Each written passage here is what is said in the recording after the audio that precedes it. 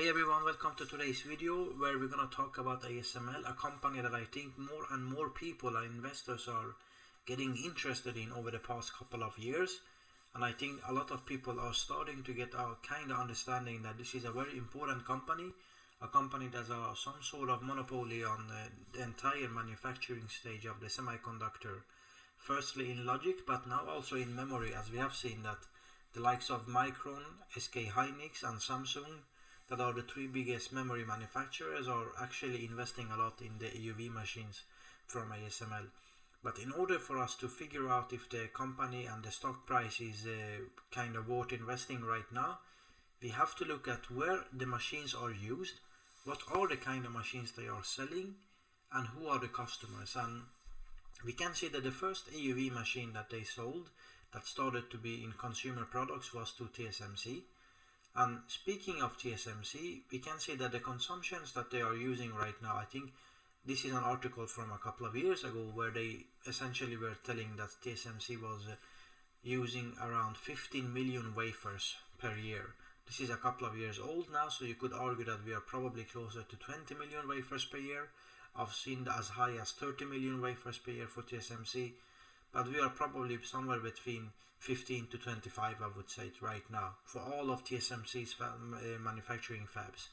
And we know that one of these factories, for example TSMC's Fab 18, can produce upwards of 120,000 wafers per month. What are wafers? Well, the wafers are essentially these silicon glass sheets that you produce chips on. Depending on the size of your chip and the size of the wafer, you get a certain amount of chips out of each wafer. So 120,000 wafers could be potentially, more than few million chips from one single factory per month, right? It could be like an AMD laptop APU or an Intel CPU or an NVIDIA GPU. For all we know, it could be anything that is in semiconductor space. But if you focus on TSMC's Fab 18, where they, I think, were producing on the 5 nanometer and utilizing EUV. Now, what is EUV, and what is the, how many EUV machines are going to be needed for this single fab in order to extrapolate and see what are the usage in the future? And I think if we look at this article from Anantech, they said that it's also a couple of years old, that TSMC vanilla N3 node, so the 3 nanometer process, is gonna use upwards of 25 EUV layers according to discussions from SemiAnalysis. Now, what does it mean? Well, one of these EUV machines, the first generation, as you can see here, called EUV, and second gen high NA EUV, which we'll come and discuss later. The high NA one is obviously the more expensive one, but even the first generation is very expensive. We are probably looking at 175 to 250 million per single machine. So this is very expensive machines, as big as a two-story house. And we can see that, for example, the TwinScan 3800E, that is utilized in around 2 nanometer process manufacturing, costing well above 200 million probably, has a wafer output of 200 wafers per hour. Now, if you take 200 wafers per hour and look at, if you, for example, times it times 24 times 20, so 24 hours per day and 20 working days, let's say. Obviously these machines is probably running, to be honest, probably closer to entire month. So let's go with, I don't know, let's go with 28 days. You need to have industry inside information to know that, but I would say 28 days is probably realistic, because probably there's a couple of days for servicing, I don't know. But based on that machine, the TwinScan 3800E, costing 200 million each, doing around 200 wafers per hour, it could potentially do around 130,000 wafers per month with one layer. Now remember, according to, for example, Anantech and SemiAnalysis, some of the nodes are utilizing around 20 to 25 EUV layers. What does it mean? Well, it means that if you go now to 2 layers, you're cutting your productivity in half. So at 1 layer of EUV utilization, you are getting around 130,000 wafers per month. At 2 layers, you're getting 67,000 wafers per month. At 20 layers, you're getting around 6,000 wafers per month. So that Fab 18 there at TSMC, using 120,000 wafers per month, if they're doing like, let's say, a 5 or 3 nanometer equivalent node, I mean, they're doing what, let's say 20 layers like of EUV for a chip design, they would need probably at least 10, maybe 15, maybe 20 EUV machines on that fab alone.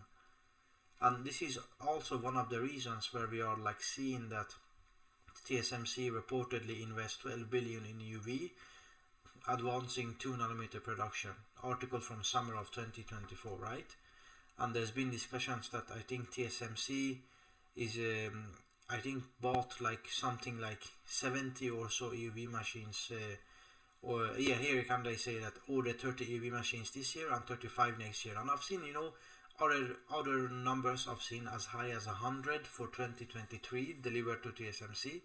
Think that sounds a little bit too high to me, to be honest, because I know that ASML's manufacturing capability is probably 70 right now, you know, in terms of EUV machines, and maybe another few 5 to 10 high-end EUV machines. So I would say, like, knowing that in the industry that TSMC is probably here is the one that I mentioned, that according to DigiTimes, that TSMC's acquisition of 84 EUV systems in 2022 and more than 100 in 2023. I'm not sure if that number is reliable.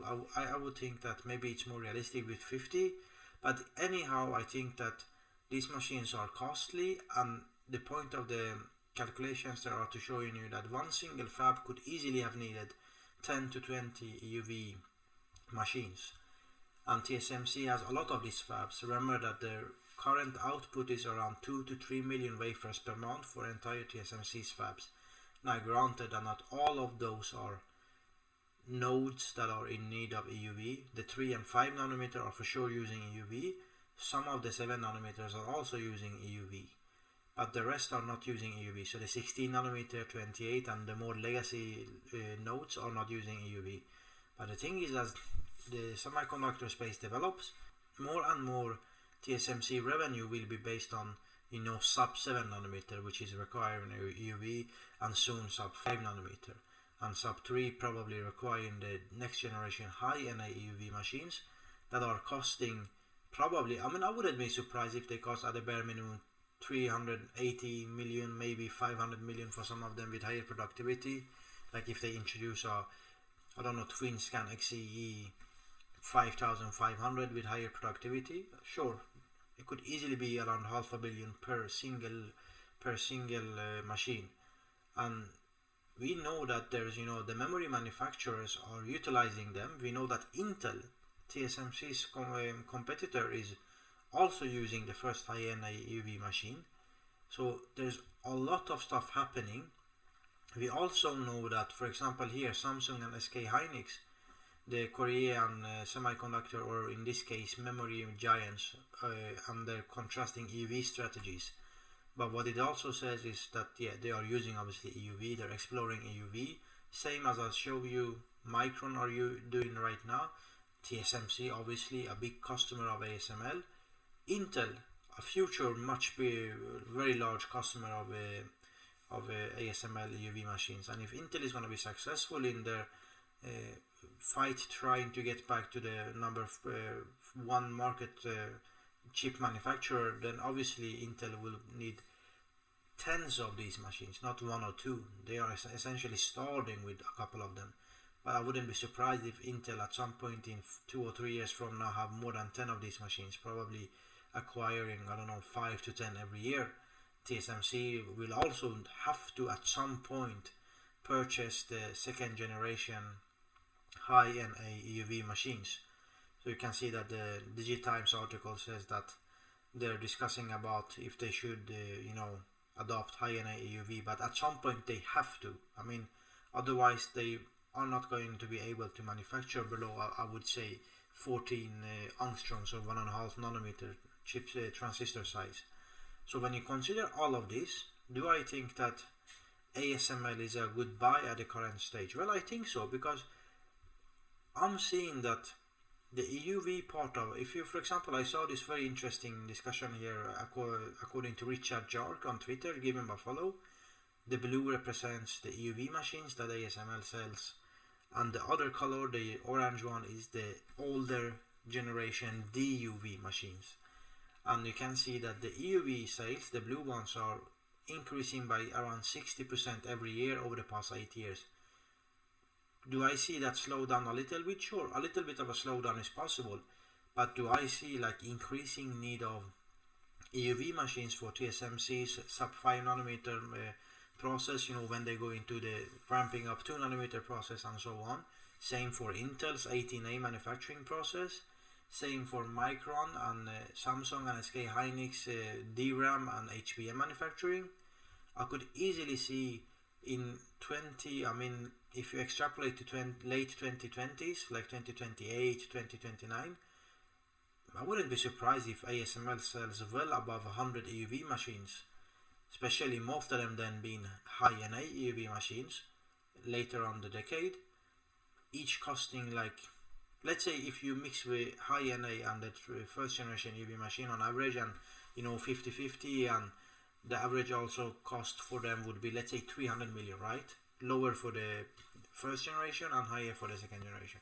But on average, you know, 100 machines, and you say 300 million each, that's like, I mean, 30 billion of revenue for ASML with high margins only from EUV machine, in additional to, you know, the DUV machines that they also sell, which is a substantial part of their revenue currently. I mean, sometimes some quarters, half of the revenue is not EUV, it's the other ones. You can see, for example, here, Q2 of this last year, EUV was 31%, the other was DUV, and same for Q3, the last quarter, 35% EUV, and the rest is essentially DUV.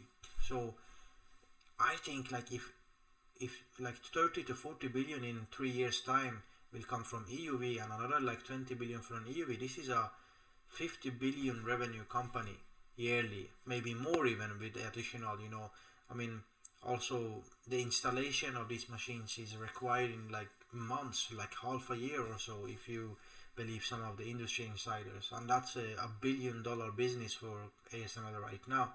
And imagine how many billions that would be once they sell like 50 to 100 to 150 of these machines on a yearly run rate, and they have to service them. So I think potentially this could be a 70 or 80 billion US dollar revenue per year for, or essentially 20 billion quarterly revenue for ASML, and they could easily make much higher like earnings per share. You can see their expectations for Q4 is around $7 US.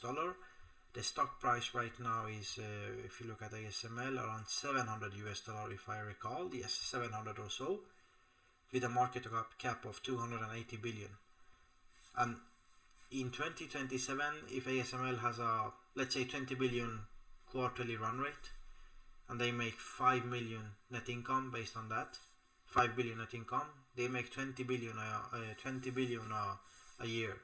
So the current market cap at 280 million, I think, is very low for a company that has no competition whatsoever in an up and coming 5 to 10 years, maybe 15 years. Because why do I say it's very low? Sure, you can say that, oh, but if they make 20 billion a year, 3 years from now, 4 years from now, that's okay, but that's not like super great, right? Yeah, but think about the pricing power they have. I mean, if TSMC is increasing prices, Nvidia is increasing prices, why wouldn't ASML increase their prices, right? And that's where I think, like, maybe, I mean, a couple of years from now, I wouldn't be surprised if they could sell the machines for like 700 million each. I mean, it's possible that they can easily do that. There's no competition out there. So my numbers could be, by all means, even lower than I kind of expect. So I don't know, it's a little bit difficult to look at that far in ahead. But again, the story is that I think the current price is good. Sure, is it better at 600?